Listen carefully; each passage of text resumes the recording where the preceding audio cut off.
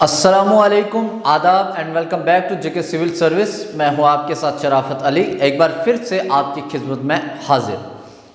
तो जैसा कि डियर एस्पायरेंट्स, हमने हिस्ट्री का जो पोर्शन स्टार्ट किया था वो एंशिएंट हिस्ट्री उठाया था। और एंशिएंट हिस्ट्री में अभी तक हमने क्या डिस्कस किया है, जिसमें हमने पढ़ा है अभी तक प्री हिस्ट्री का पीरियड। प्री हिस्ट्री पीरियड अगर थोड़ा सा मैं आपको बता दूं, पीछे जाए हम तो हमने अभी तक क्या कवर किया है। प्री हिस्टोरिक पीरियड में हमने पढ़ा था पैलेलिथिक एज, इसके बाद हमने पढ़ा था मेसोलिथिक एज, उसके बाद हमने जाना था न्यूलिथिक एज, और न्यूलिथिक एज के बाद हमने जाना था चाल्कोलिथिक एज। तो चाल्कोलिथिक एज वहां से मोस्ट इंपॉर्टेंट है कि हमें चाल्कोलिथिक एज में क्या मिलता है। पहली बार एक मेटल का यूज होता है, वो होता है कॉपर, हमारे पास मालूम होता है। आज जो हम डिस्कस करने जा रहे हैं, प्री हिस्ट्री के बाद का जो पीरियड आता है वो आता है आपका proto historic period. Proto historic period ये वो वाला पीरियड है जिसमें रिकॉर्ड लिखे गए, रिटर्न इवेंट्स हुए, कोई भी इवेंट हुआ लिखे भी गए, लेकिन वो जो लिखे गए वो आज तक हमें मालूम नहीं चला कि उनके ऊपर वो लिखा क्या गया है। ठीक है, जिसको कहा जाता है डिस्प्यूट स्क्रिप्ट। आज जो हम जानेंगे उसी में प्रोटो हिस्ट्री में हम जानेंगे इंडस वैली सिविलाइजेशन जो आती है प्रोटो हिस्ट्रिक पीरियड में, उसमें हम जानेंगे कि कौन कौन सी साइट उसमें इंपॉर्टेंट है, कौन कौन सी साइट्स आती हैं, और जिसमें हम ये भी जानेंगे कि इंपॉर्टेंट फाइंडिंग्स हमें वहाँ पे क्या मिला है, और यही जेके एसएसबी के एग्जाम में आपसे पूछा जाएगा। तो आइए जानते हैं। सबसे पहले देखिए यहाँ पे टॉपिक जो है वो है Indus valley civilization. Indus valley civilization जो है, ये जो एज है किस हिस्ट्री को बिलोंग करती है, तो ये करती है आपकी प्रोटो हिस्ट्री को बिलोंग। यहाँ पे मैंने एक्स्ट्रा से लिखा है, अदरवाइज ये नोट्स के ऊपर है, लिखा हुआ है ऑलरेडी से, और ये आपको पीडीएफ मिल जाएगी, तो वहां से अच्छे से आप जान जाएंगे इसके ऊपर जो भी लिखा है। देखिए, सबसे पहले अगर हड़प्पा की इसकी बात की जाए, इंडस वैली की, तो इंडस वैली को इंडस वैली क्यों कहा गया? सबसे पहले मोस्ट इंपॉर्टेंट पॉइंट है, इसको इंडस वैली सिविलाइजेशन इसलिए कहा जाता है क्योंकि मोस्ट इंपॉर्टेंट साइट्स जो इसकी हैं, या कहें कि जो इसकी पहली वाली साइट जिनका ओरिजिन हुआ था वो आपके जो रिवर इंडस है उसके किनारे हैं। That's why this civilization is known as Indus valley civilization. Indus valley civilization की बात करें तो it belongs to bronze age. कौन सी एज को बिलोंग करती है? ब्रॉन्ज एज को। विच मीन्स हमारे पास क्या हुआ है, इंडस वैली सिविलाइजेशन में कौन सा मेटल फाउंड हुआ है? वो हुआ है ब्रॉन्ज मेटल। उसके बाद पीरियड की अगर बात की जाए तो 2500 से लेकर 1700 बीसी तक का जो पीरियड कहलाता है, ये आता है आपके पास ब्रॉन्ज एज सिविलाइजेशन या इंडस वैली सिविलाइजेशन। डिस्कवरी की बात की जाए इंडस वैली सिविलाइजेशन की, तो पहली जो डिस्कवर हुआ है वो हुआ है हमारे पास हड़प्पा। और हड़प्पा कब डिस्कवर हुआ है? 1921 में। किसने किया है? तो भाई दयाराम साहनी ने इसको डिस्कवर किया। और दूसरी मोस्ट इंपॉर्टेंट डिस्कवरी की बात की जाए तो वह है हमारे पास मोहनजोदारो जो है 1922 में डिस्कवर किया गया। किसने की? तो ये की भाई रखाल दास बनर्जी, आरडी बनर्जी। इनको आगे हम डिस्कस करेंगे। दूसरा, हड़प्पा सिविलाइजेशन या इंडस वैली सिविलाइजेशन। देखो, ये जो आपके पास इंडस वैली सिविलाइजेशन टॉपिक जो हम पढ़ रहे हैं, इसको कहा जाता है also known as bronze age civilization. एक अभी हमने डिस्कस किया कि ब्रॉन्ज क्यों कहा जाता है, क्योंकि इसमें जो हमारे पास मेटल फाउंड हुआ है वह है ब्रॉन्ज। दूसरा, इंडस वैली सिविलाइजेशन को ही कहा जाता है हड़प्पन सिविलाइजेशन। क्यों कहा जाता है हड़प्पन? क्योंकि इसमें पहली जो साइट हमारे पास डिस्कवर हुई है वो हुई है हड़प्पा की site. That's why Indus valley civilization is also known as Harappan civilization. यहाँ की अगर बात की जाए इसकी क्रोनोलॉजी की, तो हमारे पास आता है अर्ली हड़प्पा का पीरियड, दूसरा आता है हमारे पास मैच्योर हड़प्पा, और तीसरा हमारे पास आता है लेट हड़प्पा का पीरियड। टाइम पीरियड इनकी बात की जाए तो ये इतना ज्यादा इंपॉर्टेंट नहीं है एग्जाम के लिए। नेक्स्ट अगर बात की जाए एटोमोलॉजिकली, तो सिविलाइजेशन जो है ये Indus valley civilization named after Harappa. ठीक है, हड़प्पा के नाम क्यों दिया गया? बिकॉज फर्स्ट साइट जो डिक्लेयर हुई थी वो आपके हड़प्पा ही डिक्लेयर हुई थी, डिस्कवर हुई थी। उसके बाद अगर अदर नेम्स की बात की जाए इंडस वैली सिविलाइजेशन की, तो इसका दूसरा नाम क्या है? Indus Saraswati civilisation. इंडस और सरस्वती क्या है? दो रिवर्स हैं। दूसरा, सरस्वती सिविलाइजेशन भी इसे कहा जाता है। उसके बाद अगर नेक्स्ट बात की जाए इसके ओरिजिन की, तो मेहरगढ़ और साउथ इंडिया में इसकी साइट्स बहुत ज़्यादा हैं, ठीक है। और नेक्स्ट अगर इसका ज्योग्राफिकल एक्सटेंट की बात की जाए इंडस वैली सिविलाइजेशन की, तो जिसका जो ज्योग्राफिकल एक्सटेंट है इसमें आपको याद रखना है वेस्ट में कौन सी साइट है, ईस्ट में कौन सी है, साउथ में कौन सी है और नॉर्थ में कौन सी है। नॉर्थ की अगर बात की जाए तो मांडा जो है, मांडा जो हमारे अखनूर में J&K में है, यहाँ पे इंडस वैली सिविलाइजेशन की साइट्स फाउंड हुए हैं, नॉर्थ की बात की जाए। वेस्ट की अगर साउथ की बात की जाए तो कहाँ पे हुई है, दहनाबाद, ये कहाँ पे है, अहमदनगर, अहमदनगर में कहाँ पे है, तो यह है महाराष्ट्र। ईस्ट की अगर बात की जाए तो आलमगीरपुर में, ये कहाँ पे है, मेरठ, मेरठ कहाँ पे है, तो यूपी में, उत्तर प्रदेश में। अगर बात की जाए वेस्ट की तो सुरकाडोर है, ये कहाँ पे है, तो ये है बलोचिस्तान में। ये है इंडस वैली सिविलाइजेशन की नॉर्थ की साइड, वेस्ट की, साउथ की और आपकी वेस्ट की, ठीक है, ईस्ट वेस्ट नॉर्थ साउथ की साइड। उसके बाद अगर मोस्ट इंपॉर्टेंट यहाँ का फीचर है ये जो इंडस वैली सिविलाइजेशन का, ये है आपका टाउन प्लानिंग। ये वाला जो पेज है वो है आपका town planning. Town planning, Indus valley civilization के जो लोग थे उनकी टाउन प्लानिंग क्या थी, तो टाउन प्लानिंग कहा जाता है कि बहुत ज़्यादा हाईली एडवांस थे, अवेयर थे वो इन्वायरमेंट के बारे में भी और टाउन्स को प्लान करने में भी बहुत ज़्यादा एडवांस तरीके की सोच थी उनकी। कैसे उन्होंने किया, तो क्या क्या किया उन्होंने, सबसे पहले देखिए टाउन्स जो थे उनके वो डिवाइडेड थे, टाउन्स डिवाइडेड थे इनटू अपर और लोअर टाउन में। जो अपर वाला टाउन होता था, अपर पार्ट, किताडल उसे कहा जाता था, और दूसरा जो लोअर वाला नीचे वाला होता था उसे कहा जाता था लोअर पार्ट, ठीक है। उसके बाद नेक्स्ट अगर मटेरियल की बात की जाए तो इन बिल्डिंग्स, ठीक है, टाउन्स को बनाने के लिए उन्होंने कौन सा मटेरियल यूज किया है, तो वो यूज करते थे sun dried bricks, sun dried bricks, सूरज से सूखी हुई ईंटें उनका यूज करते थे, और बेक्ड ब्रिक्स जो आजकल हमारे पास ईंटें होती हैं लाइक दिस शेप, ठीक है, इनका यूज करते थे कौन, इंडस वैली सिविलाइजेशन के लोग। उसके बाद अगर बिल्डिंग्स की बात की जाए तो बिल्डिंग्स में क्या होता था, प्राइवेट हाउसेस भी होते थे, प्राइवेट हाउसेस होते थे, और इसमें क्या मोस्ट इंपॉर्टेंट चीज क्या थी कि इनमें क्या होता था, बाथिंग एरिया भी होता था, ड्रेन्स का एरिया भी होता था, नहाने का, और उस नहाने वाला पानी चाहे वो नहाने वाला हो चाहे किचन का पानी हो, वो सारा का सारा ड्रेन होके सिटी से बाहर निकल जाता था। ये मोस्ट इंपॉर्टेंट फीचर है, इसीलिए कहा जाता है कि वो बहुत ज्यादा लोग अवेयर थे अबाउट एनवायरनमेंट के बारे में। इसके अलावा लार्ज हाउसेस भी थे और लार्ज पब्लिक स्ट्रक्चर्स भी थे। लार्ज पब्लिक स्ट्रक्चर में हमारे आएगा सिटाडेल, और इसके अलावा ग्रैंडरीज, हमारे इंडस वैली सिविलाइजेशन जो है इसमें बहुत सारी ग्रैंडरीज भी फाउंड हुई है। ग्रैंडरीज किस लिए होती थी, तो ग्रैंडरीज होती थी ग्रैंड जिसमें अनाज को स्टोर किया जाता था, लाइक आजकल के जैसे जो स्टोर्स हैं, अनाज को स्टोर करने के लिए किया जाता था। उसके बाद अगर इनके रोड्स की बात की जाए तो ये जो रोड्स बनाते थे वो स्ट्रेट रोड्स होते थे, और क्या होता था, ग्रिड आर रेक्टेंगुलर शेप में वो होते थे। उसके बाद अगर इनकी बात की जाए नेक्स्ट ड्रेनेज की, तो ड्रेनेज जो था वो ये मोस्ट इंपॉर्टेंट फीचर था ये इंडस वैली सिविलाइजेशन के लोगों का। जितना भी पानी होता था वो अंडरग्राउंड होता था और कवर्ड ड्रेनेज होता था। जैसे आजकल आपने देखा होगा स्ट्रीट्स में क्या होता है कि स्ट्रीट नीचे से नाली होती है और उसको ऊपर से कवर किया होता है, ठीक है, इसी तरह का ड्रेनेज सिस्टम भी उन लोगों का था। और इसके अलावा नेक्स्ट अगर बात करेंगे हम, ये टाउन प्लानिंग हो गया। नेक्स्ट अगर बात करेंगे हम हड़प्पा की मेजर साइट्स की, तो ये मोस्ट इंपॉर्टेंट है आपके एग्जामिनेशन पॉइंट ऑफ व्यू से। यहां से जेके एसएसबी एग्जाम में क्वेश्चन जरूर पूछेगा। सबसे पहले साइट की अगर बात की जाए तो हड़प्पा, देखो अभी हमने शुरू करने से पहले ही मैंने बताया था आपको कि इंडस वैली सिविलाइजेशन को कहा जाता है आल्सो नोन एज हड़प्पा।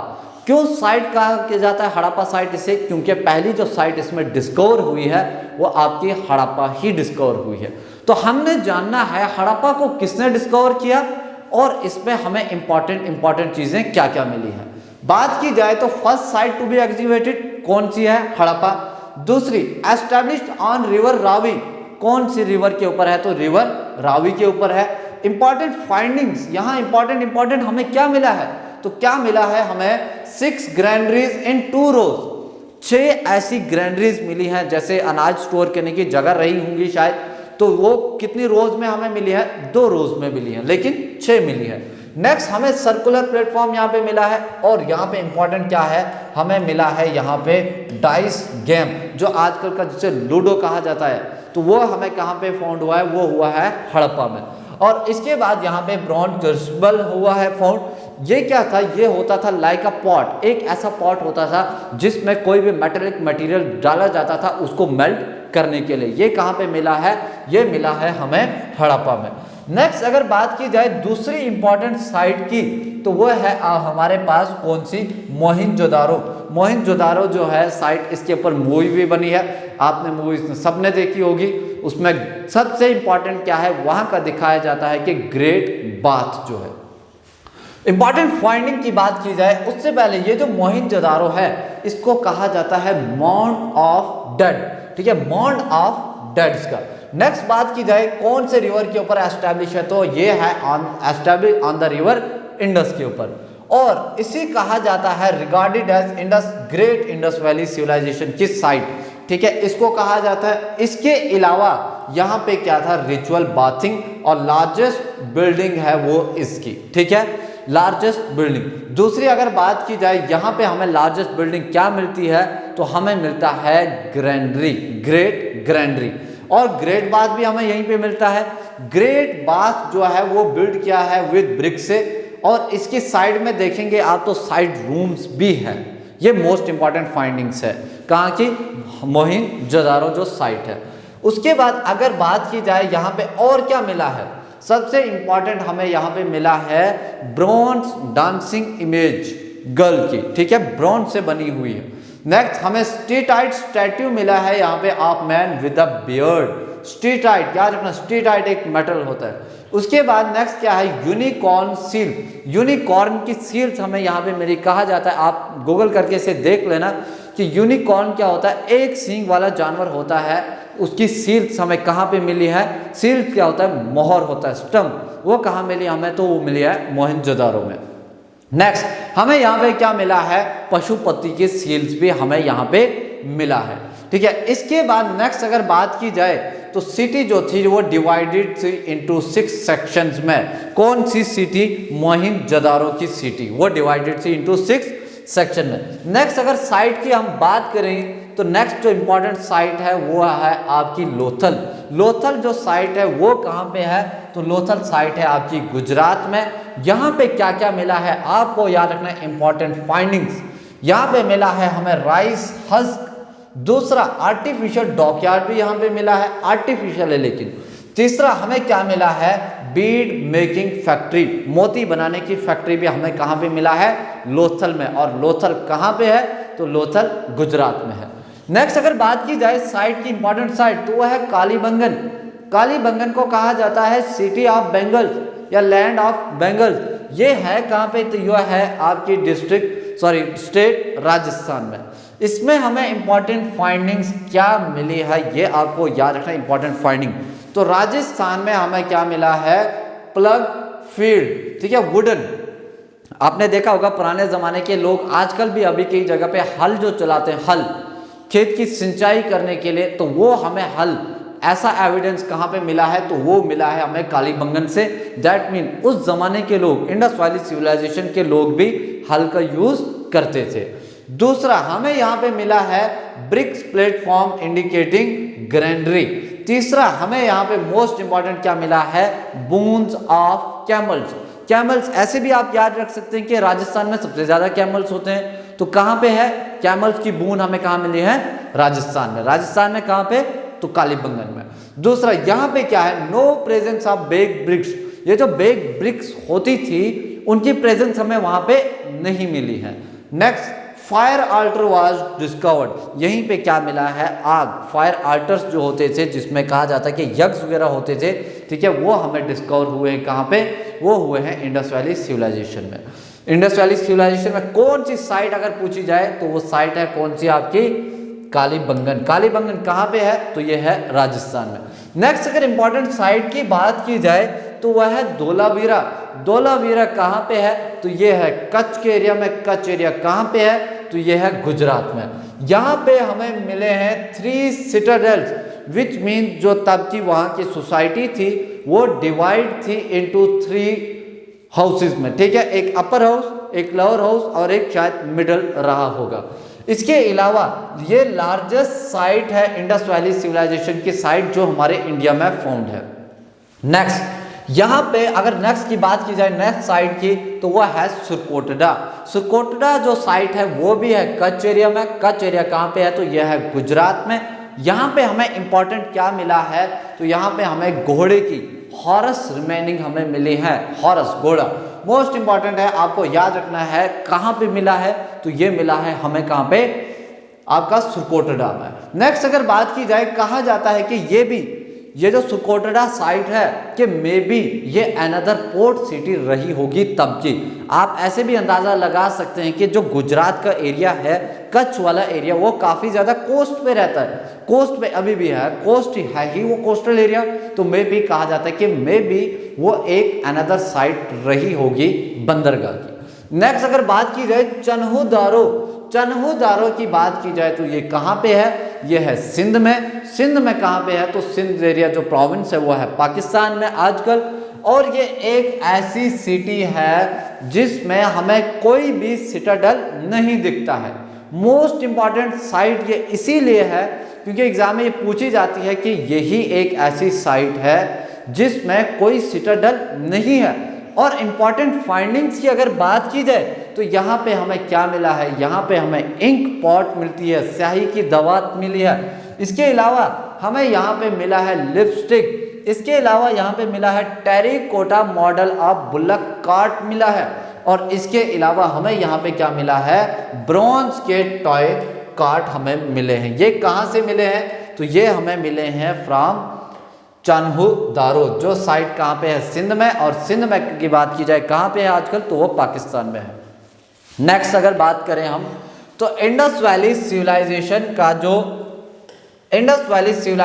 जो ट्रेड, ट्रांसपोर्ट, स्क्रिप्ट और उसकी सोसाइटी वो कैसी थी, इसमें कुछ ही 1-2 पॉइंट्स आपको याद रखने हैं, बाकी सारा का सारा आपको ये याद नहीं रखना है। क्योंकि एग्जाम में अगर इंडस वैली सिविलाइजेशन से क्वेश्चन आते भी है तो वो आपके ज़्यादा से ज़्यादा क्वेश्चन आते हैं इंडस वैली सिविलाइजेशन की कौन सी इंपॉर्टेंट साइट है और उनमें कौन सी इंपॉर्टेंट चीज़ हमें मिली है। अगर बात करें हम यहाँ पे ट्रांसपोर्ट की, तो इंडस वैली सिविलाइजेशन के लोग ट्रांसपोर्ट करते थे from one country to another, जिसमें हमें एविडेंस मिले हैं कि मेसोपोटामिया के साथ होता था। मेसोपोटामिया किसका नाम है, तो ईरान का पुराना नाम मेसोपोटामिया है। इसके अलावा भी हमें मिला है कि इजिप्ट के साथ भी होता था इनका ट्रेड। इसके साथ हमें मिला है कि चाइना के साथ भी इनका ट्रेड होता था। और ट्रेड को वो करते अगर थे तो वो क्या यूज करते थे, तब तो कोई करेंसी ऐसी थी नहीं, तो ये यूज करते थे। तब यूज क्या होता था, यहाँ पे लिखा है आपको, तो ये होता था ऑल एक्सचेंज, जितना भी एक्सचेंज होता था ट्रेड्स का वो होता था through barter system. Barter system को याद रखना है आपको। देखिए बार्टर सिस्टम होता क्या है, इसमें जो पैसा वगैरह कुछ नहीं दिया जाता, इसमें होता था एक्सचेंज ऑफ थिंग्स, चीज के बदले चीज देना। फॉर एग्जाम्पल अगर मेरे पास अभी राइस है, देखिए यहाँ पे मैं समझाता हूँ, अगर मेरे पास राइस है और मुझे जरूरत है किसकी, व्हीट की, तो मैं क्या करूंगा, ये ए पर्सन है, ये बी पर्सन है। अगर बी पर्सन के पास राइस है, इसको व्हीट की जरूरत है, तो बी पर्सन क्या करेगा, इस ए पर्सन को देगा व्हाइट, क्या देगा, राइस देगा। और जो व्हीट वाला है ए पर्सन, ये इसके बदले इससे क्या देगा, इसके पास अगर ज्यादा व्हीट है तो वो उसको देगा। विच मीन्स क्या होता है, एक्सचेंज ऑफ थिंग्स करना। उसके बाद अगर मोस्ट इंपॉर्टेंट यहाँ से पॉइंट दूसरा है, तो वह है इनकी स्क्रिप्ट। स्क्रिप्ट जो थी इनकी, वो कौन सी स्क्रिप्ट थी, तो वो इनकी जो स्क्रिप्ट थी वो थी पिक्टोग्राफिक स्क्रिप्ट। पिक्टोग्राफिक स्क्रिप्ट क्या होता था, ये लिखते उसमें कैसे थे, देखिए यहाँ पे मैं समझाऊंगा। ये होती थी फ्रॉम राइट टू लेफ्ट, पहले इधर से इधर लिखा, उसके बाद फ्रॉम लेफ्ट टू राइट, उसके बाद फिर से राइट टू लेफ्ट, उसके बाद फिर से लेफ्ट टू राइट। ये आपको याद रखिए कौन सी स्क्रिप्ट यूज हुई है इंडस वैली सिविलाइजेशन के लोगों ने, तो वो उन्होंने की है कौन सी, पिक्टोग्राफिक स्क्रिप्ट। सोसाइटी की अगर यहाँ पे बात की जाए तो सोसाइटी में इतना इंपॉर्टेंट कुछ नहीं था, कोई राजा वगैरह नहीं होता था, ठीक है। इसके अलावा आपको याद रखना है कि ये जो इंडस वैली सिविलाइजेशन है, इसका डिक्लाइन कैसे हुआ, तो कहा जाता है कि डिक्लाइन आज तक हमें पता नहीं चला कि इंडस वैली सिविलाइजेशन का डिक्लाइन कैसे हुआ। तो लेकिन जो पीरियड है, कहा जाता है कि 1900 बीसी में क्या हुआ कि उसके बाद धीरे धीरे क्या हुआ, इसका डिक्लाइन होना शुरू हो गया और 1500 बीसी में क्या हुआ, इंडस वैली सिविलाइजेशन पूरी तरह से खत्म हो गई।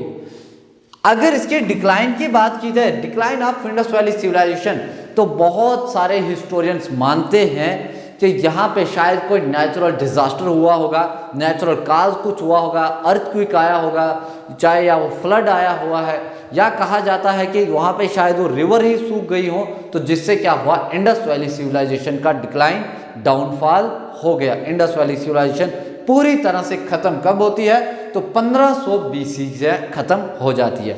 इसके बाद का जो पीरियड है 1500 बीसी के बाद, वो 1500 बीसी से लेकर 1000 बीसी का जो टाइम पीरियड हमारे पास आता है, उसे कहा जाता है अर्ली वैदिक एज।